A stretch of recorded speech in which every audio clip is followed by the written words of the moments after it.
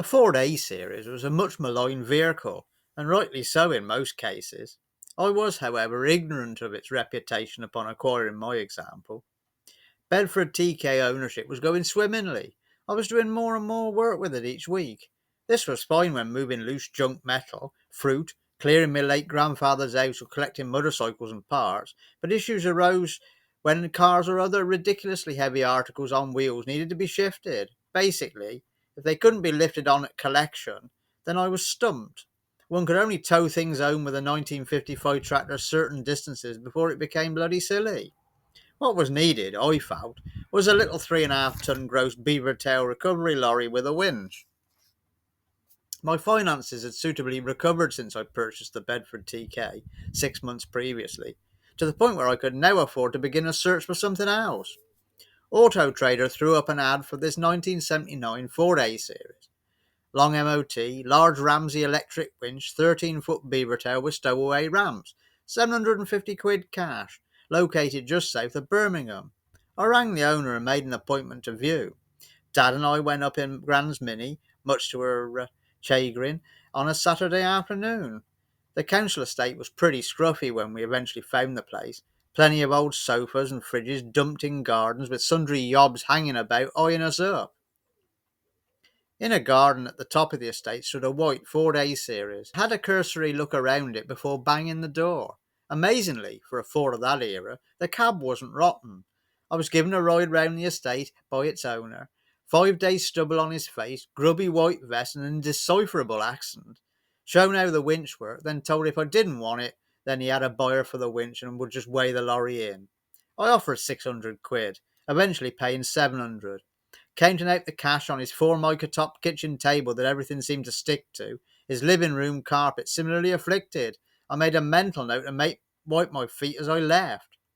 Driving back, Dad in the new lorry, myself in Grand's Mini, everything seemed fine until we got onto a dual carriageway. A loud chattering screaming emanating from the rear axle of the truck. Dad pulled over, saying it fair frightened shit out of him when that row started. It seemed to be only making a noise if you went over 50 mile an hour. Too late to take the thing back now. The fellow would only have told us to fuck off anyway, and I knew the winch was worth £400 of anybody's money. Taking things slightly slower, our yard was attained within an hour. Apart from changing an inner rear tyre, the lorry was pressed into service straight away. In typical youthful ignorance, I just ignored the pressing rear diff issue, refilling it with EP90 every few days. The steering was heavy in tight spaces, but provided you didn't go over 50, things were okay generally. I started getting more work. Everyone and their bloody dog suddenly wanted a scrap car tugging away, their ride-on lawnmower transporting to be repaired, or in one case, some large metal septic tanks moved for the use at a steam rally. One of the local garages had a customer with a Peugeot 205 and a Vauxhall Astra Mark 1 to be moved. The garage owner and myself headed off in the Ford A series to collect them. The deal being, if I shifted both, he got to keep the Peugeot and I got the Vauxhall for scrap. It was a warm spring day. Sitting in the traffic, the lorry's temperature gauge started to soar. No problem. I had a mechanic in the cab. He quickly diagnosed a leaky radiator, also adding it had obviously been going on for a long time.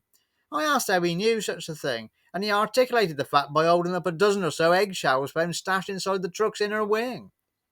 Water was sourced from the gents' toilet in the high street, and a crumbly dog turd from the car accessory shop.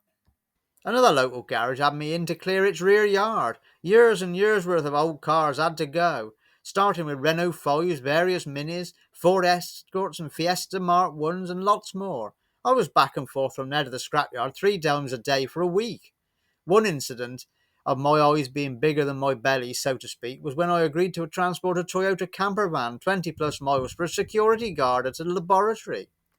With it being quite a heavy lorry for its size, legally I could only carry about 1.25 ton on the back, though that never really got come into play.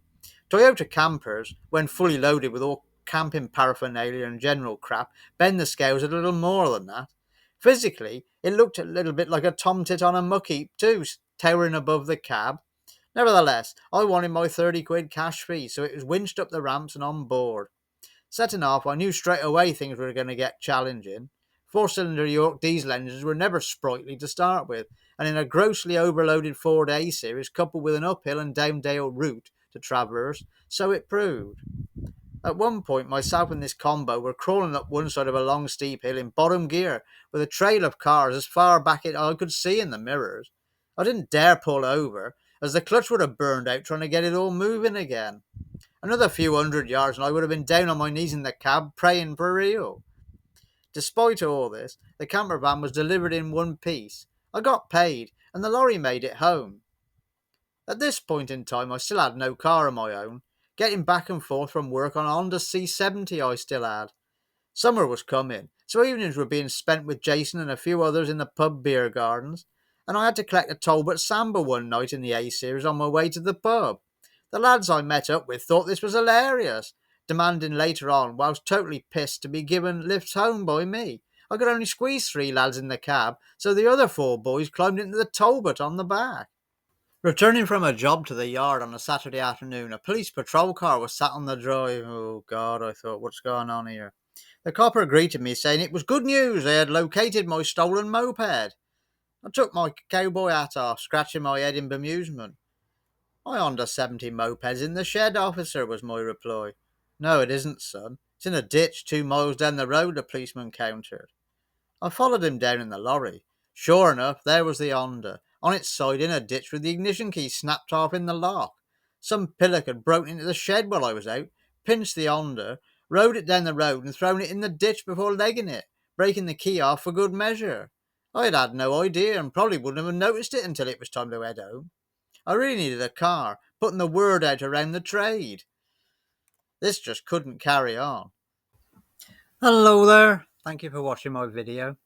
If you've enjoyed this and would like to see more, please subscribe to my channel and also share. Really is appreciated. All the best. Cheers.